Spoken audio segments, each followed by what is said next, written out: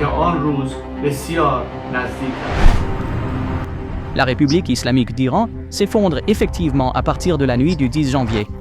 Lorsque l'électricité de la capitale, Téhéran, a été coupée dans un dernier geste désespéré par le régime paniqué, Khamenei pensait que l'obscurité confinerait les gens chez eux.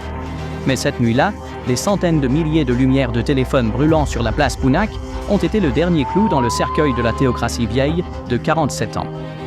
Cet effondrement a commencé non pas avec une colère publique aléatoire, mais avec l'organisation de la rue, avec une discipline militaire sous le commandement du prince héritier Pahlavi. Quand notre révolution nationale triomphera, je me prépare également à retourner dans ma patrie pour être avec la grande nation iranienne. Je crois que ce jour est très proche. Le prince est passé d'une figure observant les événements de l'extérieur à un commandant en chef qui a personnellement dirigé l'opération sur le terrain avec son dernier manifeste. Dans son message historique, il a clairement changé de stratégie en déclarant « Notre objectif n'est plus seulement de descendre dans la rue. Notre objectif est de nous préparer à conquérir et défendre les centres-villes. » Ce n'est pas un conseil donné aux manifestants, mais un ordre militaire direct pour le contrôle territorial. Les rues ne sont plus une zone de protestation. Elles ont été transformées en zones militaires libérées par l'ordre de Reza Pahlavi. Maintenant, des millions de personnes ne demandent pas seulement un leader avec le slogan « Kabd Shah », elles réclament la civilisation moderne qu'elles ont perdue en 1979. Téhéran brûle. L'armée s'est retirée dans ses casernes et le roi exilé a fait ses valises pour son billet de retour. Dans la nuit du 10 janvier, le régime a coupé les principaux interrupteurs à Téhéran, Mashhad et Tabriz, provoquant une panne d'électricité. C'était une tactique classique d'intimidation pour disperser la foule. Cependant, l'ordre de Reza Pahlavi depuis Washington de « ne quittez pas les places, elles vous appartiennent » a complètement changé les tactiques sur le terrain. Lorsque le régime a coupé l'électricité et l'Internet pour empêcher les gens de s'unir, les habitants de Téhéran l'ont vu non pas comme une reddition, mais comme une déclaration de guerre. Des centaines de milliers de personnes se sont rassemblées sur la place Pounak, allumant simultanément les lumières de leurs téléphones portables dans l'obscurité totale, créant une masse lumineuse massive qui a aveuglé la supériorité de vision nocturne du régime. Cet acte n'était pas seulement une illumination physique, mais un défi psychologique portant le message « Nous sommes ici et nous n'avons pas peur » jusqu'à l'espace. Ces centaines de milliers de lumières brûlant au cœur des ténèbres étaient la preuve visuelle la plus concrète que l'empire de la peur du régime avait disparu dès cette nuit-là. La déclaration de Pahlavi selon laquelle il se préparait à retourner dans sa patrie a déplacé l'objectif de la protestation d'un soulèvement indéfini à un objectif concret de changement de régime. Cette déclaration a donné à la foule sans chef dans les rues une racine, une destination et une vision. Les gens se battent maintenant non seulement pour renverser le régime, mais aussi pour accueillir le roi, pour dégager les routes menant à l'aéroport où son avion atterrira. S'il vous plaît, Haji Pahlavi, venez en Iran. Les zones de Pounak et Janatabad au nord de Téhéran ont complètement échappé au contrôle du régime et sont devenues des zones libérées pour le peuple. Dans ces zones où les forces de sécurité ont été contraintes de se retirer, le peuple a complètement arrêté la circulation, transformant les principales artères en places révolutionnaires. Pour la première fois depuis 1979, une si grande zone de la capitale est complètement libre de l'autorité de l'État et les forces de police n'osent même pas entrer dans la foule. La prise complète de la place Farazad par les manifestants démontre l'effondrement de la capacité du régime à défendre les points stratégiques de la capitale. Cette situation a évolué au-delà d'une vague de manifestations en une guerre urbaine où la capitale tombe quartier par quartier. En même temps, Pahlavi dit à Khamenei d'aller à Moscou aux côtés d'Assad, lui traçant une voie de fuite et lui rappelant psychologiquement qu'il a perdu la guerre. Le meilleur message que nous envoyons à Khamenei est « C'est ta toute dernière chance. Tu peux te lever et aller t'asseoir juste à côté de Bachar à Moscou. Abandonne simplement ces pays. » Rétrograder Khamenei d'un leader à un réfugié cherchant un abri est une technique de guerre psychologique qui brise l'aura intimidante du régime. Ainsi, l'extension géographique du soulèvement est devenue le plus grand facteur paralysant la stratégie de l'unité mobile, Basij, du régime.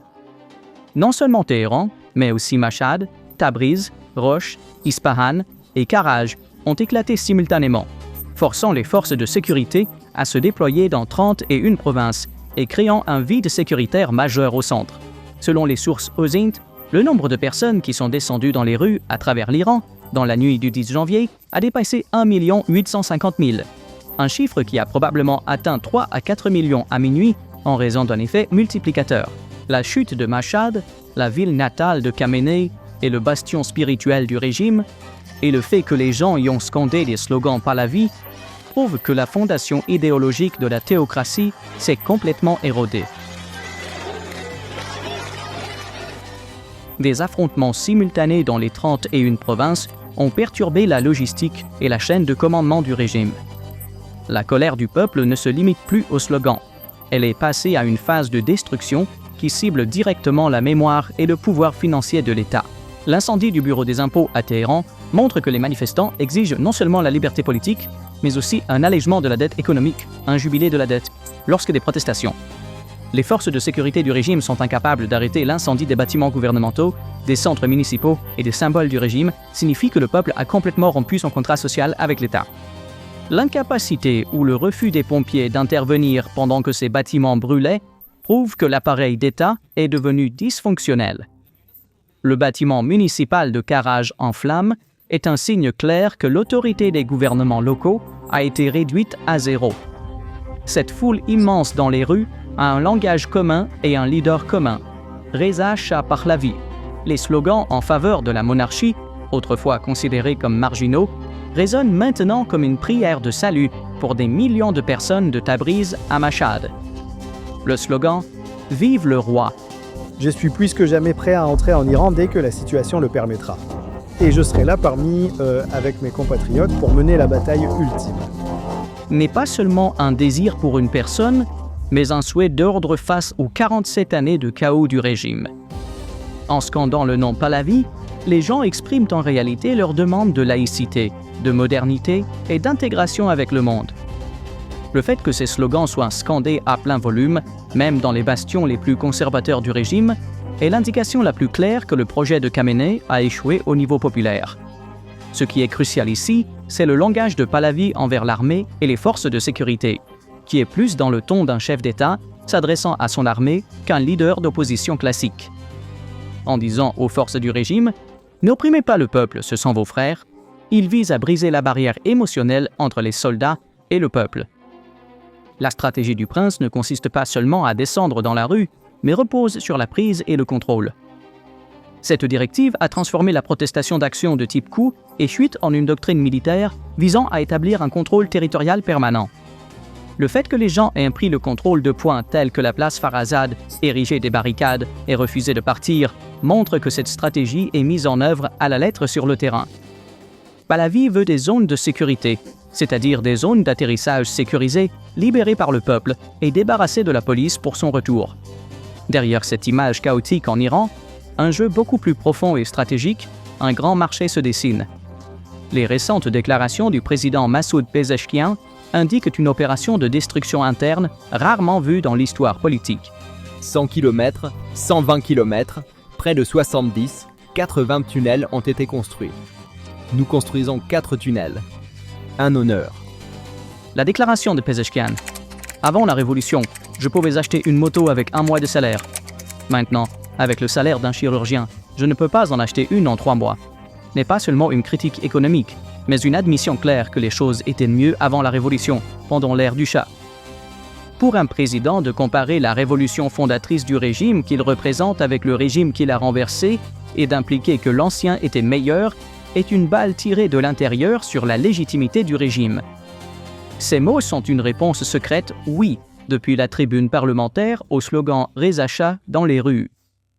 Cette rhétorique suggère que Pezeshkian parle désormais le langage de la rue, et peut-être en coulisses celui des Pahlavi plutôt que celui de Khamenei.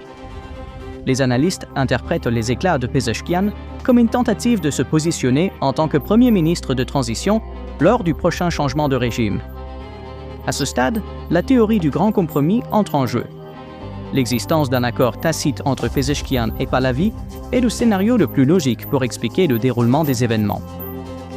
Lorsque la déclaration de Pahlavi, selon laquelle nous sommes en contact avec l'armée et la bureaucratie, est juxtaposée aux déclarations de Pezeshkian sabotant le régime, un plan coordonné de démolition contrôlée émerge.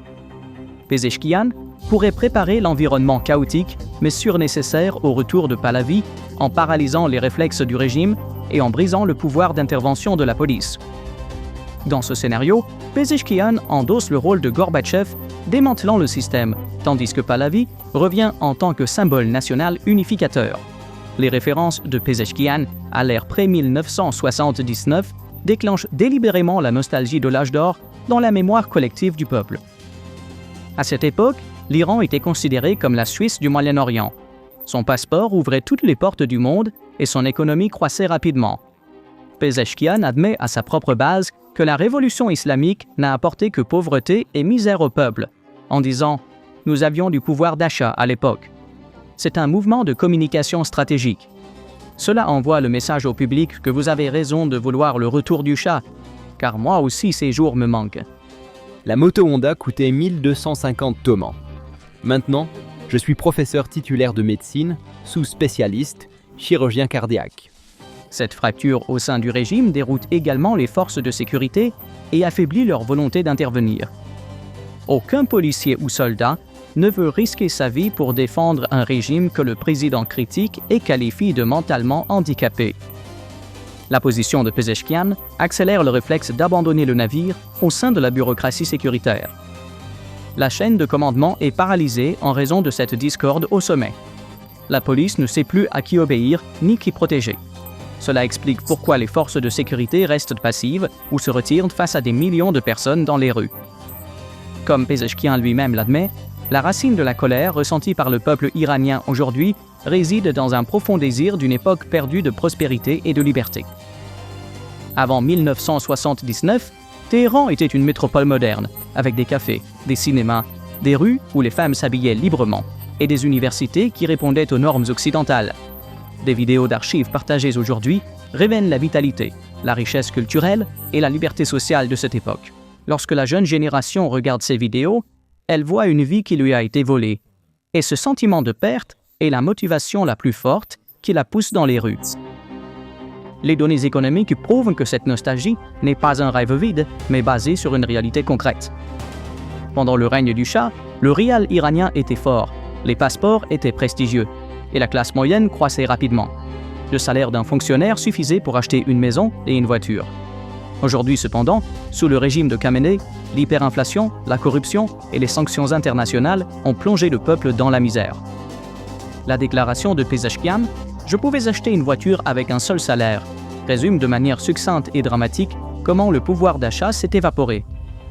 L'allocation des ressources du régime à des organisations par procuration, Houthis, Hezbollah, etc., plutôt qu'au peuple, est considérée comme la principale cause de l'effondrement économique.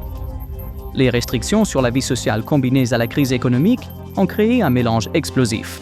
Alors que les femmes étaient actives dans tous les domaines de la société, la justice, l'armée et la politique sous le règne du Shah, aujourd'hui, elles sont opprimées par le port obligatoire du voile et la police des mœurs. Des vidéos partagées en ligne montrent des femmes en bikini sur les plages, faisant du ski et assises à côté d'hommes à l'université dans les années 1970. Ces images sont aussi lointaines qu'un film de science-fiction pour la femme iranienne d'aujourd'hui. Pourtant, elles représentent une réalité à laquelle elle aspire. C'est pourquoi les femmes sont à l'avant-garde de la révolution et se réfèrent à l'ère du Shah comme l'âge d'or pour les femmes. Le génocide culturel est une autre dimension du soulèvement. L'Iran d'avant 1979 était la capitale de l'art, de la musique et du cinéma. Il accueillait des festivals de classe mondiale. Aujourd'hui, cependant, le régime censure toutes les formes d'expression artistique, emprisonne les musiciens et crée une désolation culturelle. En contournant les restrictions Internet, les jeunes accèdent à d'anciennes vidéos iraniennes montrant une société qui dansait, chantait et s'amusait. Cette mémoire culturelle est devenue le plus grand outil de résistance contre le mode de vie sombre imposé par le régime. Le régime a passé des années à propager pour effacer cette réalité historique, mais les réseaux sociaux et les archives numériques ont démenti ce mensonge. Même l'incapacité de Pezeshkian à nier cette vérité et sa confession montre que la thèse historique du régime s'est effondrée. Les gens ne croient plus au mensonge que « la révolution nous a sauvés », mais plutôt à la vérité que la révolution nous a ruinés. Ce changement de conscience révèle que le soulèvement dans les rues n'est pas seulement une demande de changement de gouvernement, mais une demande de renaissance. Il semble que la fin de partie soit arrivée pour Khamenei et son régime. La théorie de l'effet domino fonctionne parfaitement. La chute d'une ville en a déclenché une autre. La panne de courant a déclenché une plus grande colère. Et l'utilisation de la violence a mis fin à la peur. Toutes les cartes dans la main du régime, violence, censure, exploitation religieuse ont été jouées et aucune n'a fonctionné. Au contraire, chaque mouvement s'est retourné contre le régime comme un boomerang. Ils ont coupé Internet, les gens sont descendus dans la rue. Ils ont coupé l'électricité, les gens sont devenus la lumière. La désintégration au sein du régime ne se limite pas à Pezeshkian. Des fissures sont également visibles dans l'aile militaire. Le fait que des soldats et des forces de sécurité dans certaines zones aient rejoint des manifestants en uniforme ou ne soient pas intervenus montre que le régime a également perdu sa force armée. Des images de soldats brandissant le drapeau Lion et Soleil dans le métro de Téhéran impliquent que le cœur de l'armée bat désormais pour le Shah. C'est le pire scénario pour Khamenei. Aucun dictateur ne peut survivre sans le soutien de l'armée. En conséquence, les événements en Iran ont dépassé le point de non-retour. Des millions de personnes ont surmonté leur peur de la mort, sont descendues dans la rue, ont choisi leur leader, Pahlavi, et ont déclaré leur rupture avec le régime. Alors que le palais de Khamenei brûle, l'alliance possible entre Pahlavi et Pezeshkian pourrait poser les bases d'un nouvel Iran. Quand le soleil se lèvera à Téhéran, nous nous réveillerons probablement dans un pays très différent, peut-être une version moderne de l'empire iranien. Le régime est en panique. Les gens sont pleins d'espoir et l'Iran est au bord de la plus grande transformation de son histoire. Alors, quelles sont vos pensées là-dessus? Veuillez partager vos réflexions dans les commentaires. Pour rester informé des analyses exclusives de PPA Global, veuillez vous abonner à notre chaîne et n'oubliez pas d'activer les notifications. Merci de nous avoir choisis. Merci de nous avoir choisis. Merci de nous avoir